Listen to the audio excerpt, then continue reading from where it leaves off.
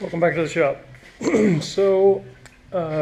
the last video, I said that I was going to cut this out, and then I was going to use that scrap to make the front missing fender well piece right there. So I did that. I cut it out, and it was supposed to be 16 and a half, which that's about a 16th over, by 16 and 3/8. Yeah, oops. I'm an idiot and I don't know how to use my T-square. So this is scrap. So I laminated a new little panel to cut out to go in that spot. So, and this one's plenty big enough. It's 18 by 18. So I'm gonna double check my measurements this time and not cut it too small. So that's on the agenda for now, is getting that cut and getting it glued and pop riveted in place.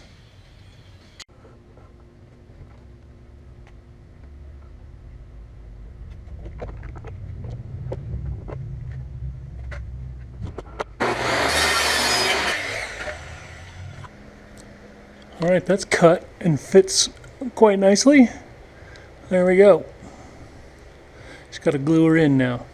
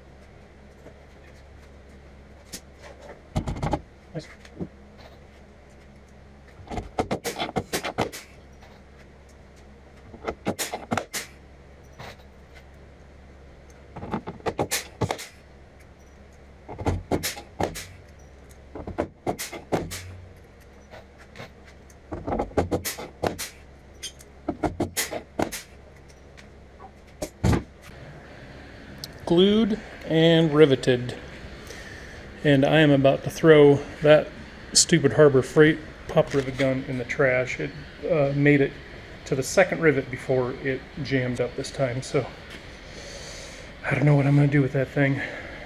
But anyway, this is all done, so that's good. So I gotta figure out what I'm going to do next. Probably something with the bed platform.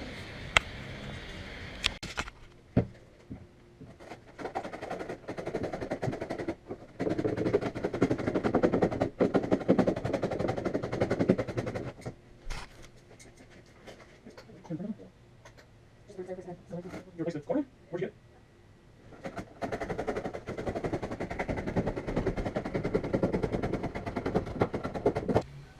Well, here we are a few days later. I've been doing a little bit of work on the layout of the curbside wall. You can see here I got some conduit laid out, and this aluminum is going to be for screwing the entry door into the wall. I didn't think the skin was going to be nearly strong enough, and I don't want to glue it in just in case it's got to come back out. I'd rather butyl tape it. So I'm going to screw the entry door, which is over here buried. You can see there's the flange with holes every, I don't know, 4, 5, 6 inches or whatever. So that's getting screwed into aluminum. Oh, I have parts to show you too. Hang on. So I got a delivery from Super Bright LEDs. I order stuff from those guys occasionally. They've got good prices and good stuff. And this is one of the turn signals. And these suckers are huge, and I love them. So it's going to go right about there-ish, something like that. And then a red one is going to go over there for stop, doing separate stop and turn on the back. And then this big ugly chrome thing, which I'm going to dechrome and paint the chrome black, is going to be the third brake light up high. So I think that's going to look pretty good and work very good. License plate light, and the new storage door that we were talking about last video, about it going right about up here-ish, somewhere in there, to access behind the electrical panel and stereo and where all that stuff's going. So got some parts coming in. So I ordered everything I needed from Super Bright. I got marker lights and the stops and something else. I can't remember. Maybe not. But anyway, there's a few of them that were on back order for till next week, the first week of September. So hopefully they'll be here after that. The other thing that I'm currently working on is I'm making a prototype of one of my roof hinges here. So I went down to the aluminum shop in Boise, Gem State Metals, off of just north of Chinden, and I got some aluminum supplies to try and make a prototype of this hinge to make sure it's going to work. And then if it does work, which I'm fairly confident it will, if it does work, then I'll send my 3D files to a CNC place and have them either laser cut or machined so that they're nice and precise. Because they're decent, but they're not CNC quality. So anyway, working on that. And what else am I working on right now? That's it. I think I'm just doing a prototype hinge and getting the wall laid out. Next step is to pull another length of skin up and flip it and sand the back of it, and then hopefully the next week or two we can get this curbside wall laminated. That would be awesome. So anyway, that's what's happening right now.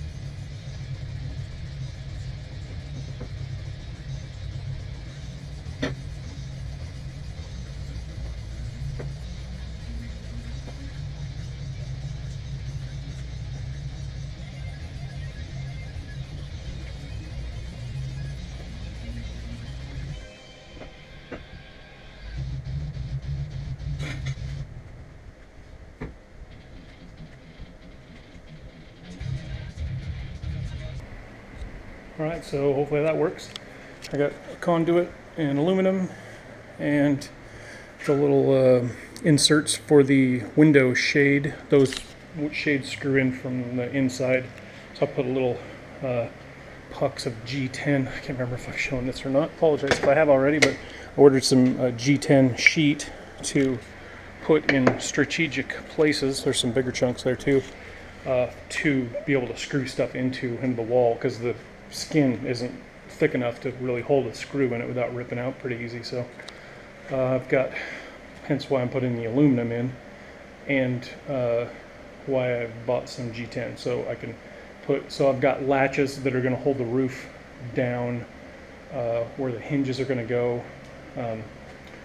We'll need the big pieces are for where the taillights are going to screw into, and a few other things I can't remember off the top of my head, but yeah, so those are, the G10 is to drill a pilot hole and then use like a coarse, like a wood screw to fasten stuff to the walls. So anyway, hopefully that works. I got my prototype hinge done here too, so you can see this thing work. Let me put a clamp on that. Okay, here we go. Seems to work kind of like I designed it, which is nice. This is all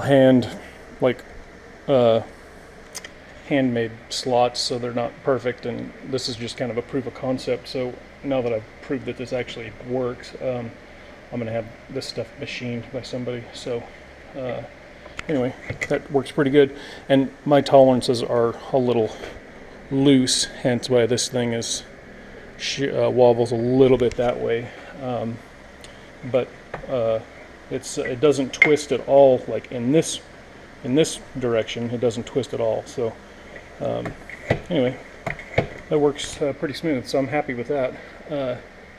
I am thinking about going at the front of the roof, like up at the front of the roof here when it's up.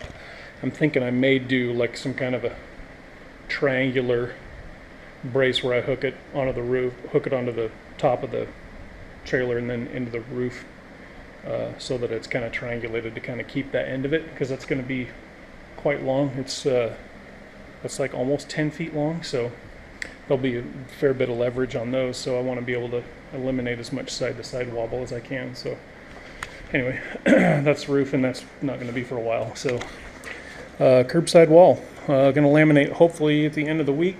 Got the other side of the skin all sanded and trimmed down. Actually, this is, if you notice, this is narrower than the normal pieces. I trimmed off 16 inches off of both of these to try and, you know, limit my amount of wastage. I'm going to use those strips when I laminate the curved roof. I'm going to use those pieces to fill in the sides of the end, or I can't remember how I've got it, but basically the skin on the roof is going to be top and bottom will be made out of like 4 pieces of skin, so that I'm not just using a huge piece and cutting a big hole out of the middle of it and wasting a bunch, because I don't want to waste this stuff. It's expensive. So anyway, that's what's happening now. Hopefully we're going to laminate in a couple of days. Stay tuned.